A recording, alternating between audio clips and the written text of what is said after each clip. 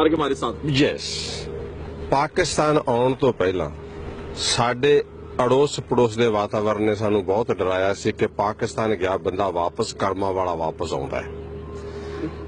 लेकिन इत्थे आके जो पाकिस्तान ने सानू प्यार दिखाया, प्रशासन ने, आवाम ने और इथों दी SGPC जो पी है, पाकिस्तान SGPC दे सहयोग ने सानू मोह लिया। फोर्सेस असी सौने हैं और साडी तुहाडियां फोर्सेस रात पर जगदियां।